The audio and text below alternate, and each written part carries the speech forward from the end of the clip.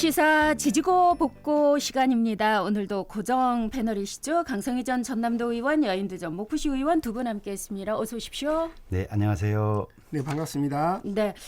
자, 먼저 강 의원님, 요즘 최근에 품귀 현상 빚어지고 있는 요소수, 이거 뭐 긴급 호주에서 이제 수송기가 가서 가져온다 이러면서 정부가 뭐 사과도 하고 이랬습니다. 좀 걱정이긴 하죠. 이게 지역에도 여파가 있는 것 같더라고요. 네, 있습니다. 제가 오늘 아침에 그 요소수를 넣는 주유소를 들렀더니만 네. 과거에는 12,000원에서 15,000원 받던 게 지금은 들어오는 가격이 2배가량 튀었고 그것도 품질, 그 제품을 들여올 수가 없어가지고 네. 사실상 부르는 게 값에 가깝다고 보시면 됩니다라고 할 정도로 품귀 현상이 심하더라고요. 네. 요소수는 디젤 자동차에서 발생하는 대기 오염물질 이 저감제입니다. 이 네. 요소수의 원료가 바로 요소인데 이것이 우리나라에서는 생산하지 않고 1년에 약 8만 톤 정도를 우리나라에서 쓰는데 한 97%를 중국에서 수입하고 있어요. 네. 그런데 중국이 이 석탄값 상승이라든가 천연가스값 상승으로 인해서 지난달 10월 15일부터 이 요소 수출 허가제를 도입해 가지고 시행을 하고 있습니다. 그러다 보니까 지난달 10월 15일부터 우리나라에 요소가 하나도 들어오지 못하고 있는 실정이에요. 그래서 결과적으로 요소수 품귀 현상이 일어나고 있고 요소수 가격 폭등, 사재기 또는 차량 불법 조작 등의 문제가 발생하고 있습니다. 만일 11월 말까지 요소수 문제를 정부에서 해결하지 못한다면 수출 분야 등에서 물류, 대란 등의 문제가 우려되고 있는 실정이라고 네. 보셔야겠습니다. 곧장은 이제 요소수가 필요한 차량들, 특히 이제 화물 차량들이 멈추게 되면 물류 유통에 큰 대란이 일어날 것이다 이런 걱정들을 하고 있는데 이 요소 관련한 얘기를 하니까 이게 차고의 연관성만 이야기를 하는데 실제적으로 비료라든지 여인도 의원님 네. 어떻습니까? 예, 방금 말씀하신 대로 요소수 하면 요즘에 이제 화물차 멈추게 되고 그래서 물류 대란 이야기를 자주 하는데 실제로 그것뿐만 아니라 말씀하신 것처럼 그 산업용 요소수도 부족하고 요소 자체가 지금 수입을 못하고 있는 상황이기 때문에 산업용 요소수도 부족하거든요. 산업용 요소수라고 하는 것은 실제로 이제 철강에서 나오는 제철 산업에서 발생하는 질소 산화물을 저감하는 네. 이런 장치에 쓰이는데 포스코 같은 경우는 이게 이제 한 달치밖에 여유분이 없다고 합니다. 그러니까 한 달 이후에 이걸 확보를 못하면 포스코가 자칫 공장 가동이 중단되는 이러한 사태까지도 발생할 수 있는 거죠. 그리고 또 하나는 이제 시멘트업도 마찬가지고요. 시멘트업도 생산 설비에서 이게 이제 그 친환경 최소한 환경에 이제 해롭지 않게 만들려고 하는 생산 설비에 들어가는데 이 요소수가 부족하다는 것이고요. 그리고 물류 이야기했는데 항만도 마찬가지고 네. 그 실제로 선박 운항에 있어서는 요소수가 필요하지는 않지만 국내 물류가 멈춰버리면 해운업에도 심각한 타격을 줄 수가 있고요.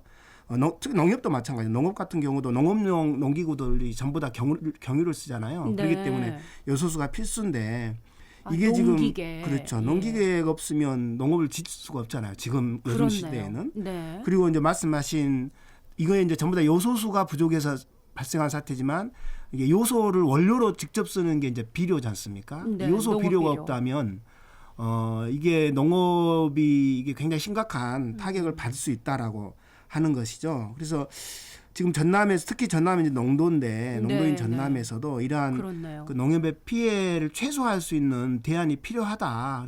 그래서 요소를 전략 물질로 전략으로 좀 관리할 수 있는 전략적으로 이런 관리할 품목에 넣어서 관리를 그렇죠. 해야 된다. 그런 주장까지 지금 나오고 있고요.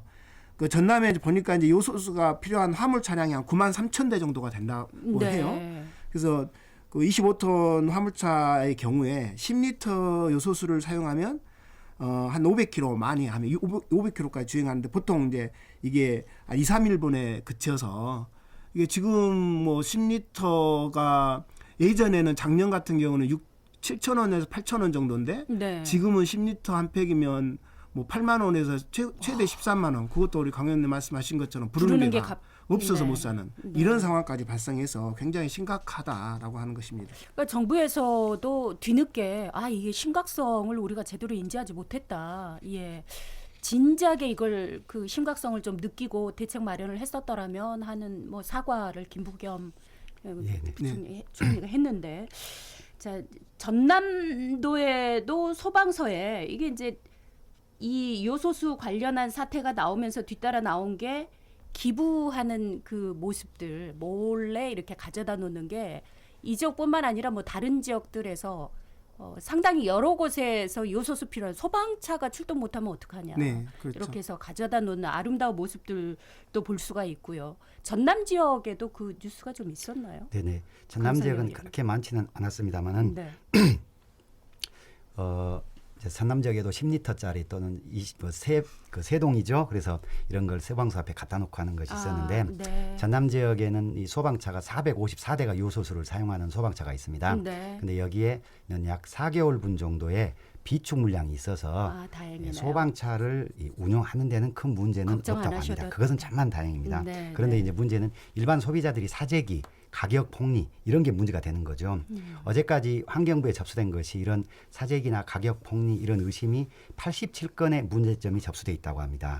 그리고 네, 온라인 네. 쇼핑몰은 거의 품절 상태인데요. 제가 오늘 아침에 온라인 옥션을 통해서 네. 도대체 얼마나 온라인에서 판매되고 있나 알아봤더니만 미국 제품인데 최고 싼 게 한 6만 원에서 최고 비싼 게 11만 원 이상. 평상시에는 얼마짜리예요? 평상시에는 8,000원에서 15,000원 사이입니다. 아무리 비싸도. 아, 그러니까 거의 7배에서 10배 가까운 폭리가 네. 약 20일 사이에 20일 사이에 이루어진 거죠. 이것은 네, 네. 사실은 기름값보다 6배, 7배가 더 비싼 거잖아요. 그러니까요. 기름값보다 더 사실 비싸서 이런 문제가 있습니다. 대책이 좀 빨리 마련돼야 될 것 같고. 네네. 자, 오늘의 주제 또 한 가지 다룰 게 여인두 의원님이 이제 오늘 좀 얘기를 해보자라고 하신 게 최근에 그 전국 민주택시 노조 전남지역본부에서 목포시는 일반 택시 운송 사업 양도 신청을 불허하라 이런 기자회견문을 냈어요. 네. 그러니까 목포 시내에 있는 모 택시 회사 법인 택시인데 양도 양수 신청서를 목포시에 제출했는 모양입니다. 이걸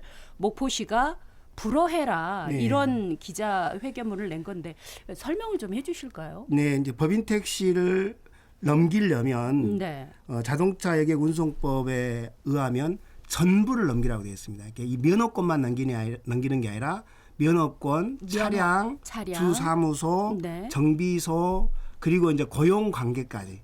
그래서 아. 고용 승계까지 받아야 된다라고 운전 나와 있죠. 기사분들의 네네. 고용까지도 승계를 해야 네네. 된다. 이게 이제 그 양도 양수의 기본인데 네네. 이 택시 회사에서는 이 면허권만 넘기려고 하고 있었거든요. 면허권만. 네네. 네. 그래서 지금 문제가 되고 있는 건데 더 큰 문제는 이 회사가 임금 체불이 죄송합니다. 임금 체불이 4억 원이 지금 기사들의 임금을 네. 안 주고 있습니다. 네. 그래서 이 지금 현재 4억 원이 31분에게 4억 원이니까 1인 당첨 한 1,300만 원 정도의 그 체불 임금이 발생하고 있고 네. 그런데 이러한 체불 임금을 회피하기 위해서 그 면허만 이 양도와 양수하는 면허만 넘기는 이런 방식으로 지금 추진을 하고 있어서 문제가 되고 있고요. 네. 어, 이게 그러니까 목포시에 제출이 됐다는 거잖아요. 면허권을 넘기겠다. 양도 네네, 양수하겠다는 그렇죠. 신청서가. 네네. 그래서 목포도 지금 한 번 반려를 했고요. 목포시가 한번 반려를 네네. 회사 측에 했고. 네, 방금 말씀드렸던 것처럼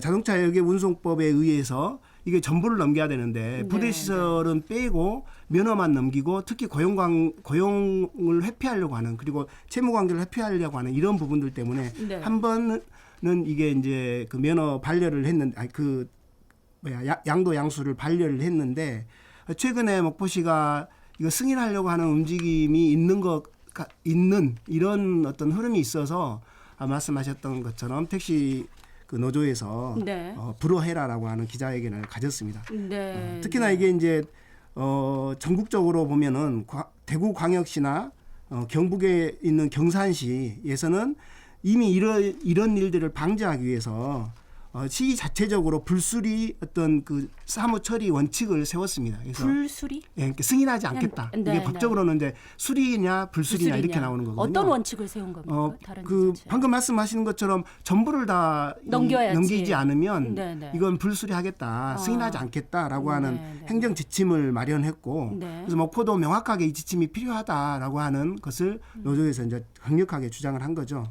그러니까 여객 자동차 운송 사업에서는 그 전부를 양도 양수하도록 돼 있는 거고 네네. 그 전부라고 하는 걸 다시 한번 정리하면 면허권을 포함해서 차량이라든지 정비소라든지 사무실이라든지 거기에 고용돼 있는 택시 기사분들까지도 네, 모두 고용 계약까지 예, 그리고 고용 승계가 채권 되도록. 채무까지도. 네, 네. 그런데 지금 체불 임금이 4억 넘게 있고 여기에 연결돼서 그 임금을 받지 못한 기사분들이 31명. 네네. 네.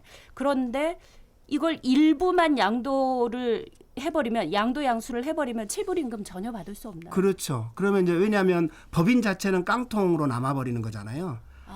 그렇죠. 법인이 깡통으로 남아 있는데 승소를 하더라도 법인 그러니까 승소한다는 것은 이제 소송을 통해서. 소송을 지금 걸어놨으니까 택시 기사들이 예. 소송을 걸었습니까? 그렇죠. 체불 임금을 돌려달라. 그렇죠. 예. 체불임금 아예 돌려달라고 달라. 예, 예. 소송을 걸었는데 만약에 택시 회사 이렇게 이 고용되어 있는 기사분들이 승리하더라도 예. 법인만 남아 있잖아. 법인이 사업을 하지 않고. 근데 법인은 깡통인 거라. 아, 면허권이 넘어가 버리면 더 이상 돈을 받아낼 그렇죠. 곳이 전혀 없어져 네, 버려요. 네, 네. 아, 그래서 그게 승계되지 네, 않으면 그렇죠. 거기에다가 이제 이 회사가 단순히 임금 체불만 있는 게 아니라 네. 그 이제 사업을 하다 보면 택시가 가다 보면 뭐 과태료도 받고 이런 거 있을 거잖아요. 네, 네. 그래서 이런 벌- 과태료가 한 1,700만 원인데 이것을 기사들에게 전부 다 공제를 했어요. 근데 이걸 내지 않는 거야.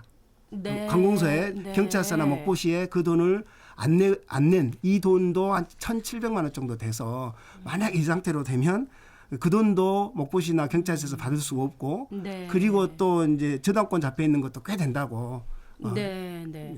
그렇게 이야기하고 있습니다. 그러면 지금 만약에 이제 목포시가 양도 양수 신청서를 그대로 허가를 해버리면 택시 회사가 가지고 있는 각종 채무나 불법 행위나 이런 것들이 면피돼 버리는 거네요. 그렇죠. 법인에게만 물 수밖에 없기 때문에 네. 법인은 이제 깡통이고 그 법인은 폭파되면 끝나는 거죠.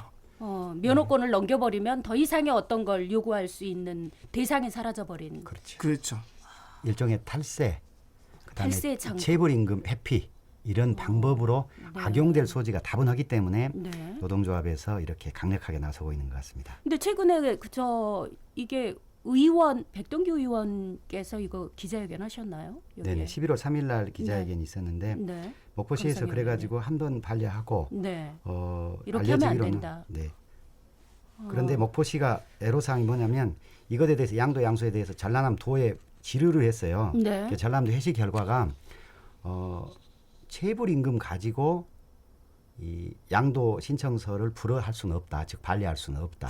체불임금 가지고 불허할 수는 없다. 네, 그것이 체불임금 이 자동차 운수 사업법에 네네. 그 조항은 적시가 안 돼 있다는 거예요. 근데 전부를 하도록 돼 있다는 거잖아요. 규정이. 그건 채권 채무. 채권 채무의 운송 영역을 사업법의 양도 양수를 전부를 해야 된다라고 내내 지금 설명하신 거잖아요. 근데 그게 이제 여인도 채권 체불 임금도 채권 채무의 영역으로 봐야 된다는 것이 네, 일종의 네. 노동조합의 주장인 거고 네. 목포시 또는 전남 도에서는 체불 임금권은 이 양도 양수의 그 요건에 해당되지 않는다. 즉 법률적으로는 명시가 되어 있지 않다. 네. 그러니까 양도 양수는 가능하다라고 해석을 해준 거예요. 그것이 지금 쟁점이 되고 있습니다. 근데 이제 같은 공문에 또 어떤 게 있냐면 네. 그럼에도 불구하고 공익적으로 사회에 저해될 수 있는 사안이 발생한다면 네. 불허할 수 있다라고 돼 있어요. 그래서 이 공익적이라고 하는 게 어떤 거냐라고 하는 이제 또 다른 그 유권 해석이 해석에 필요한 거죠. 예, 논란이 있을 수 있겠네요. 네네. 공익적인 거면 아니 택시도 어쩌면 대중교통에 포함이 되는 거지 않습니까?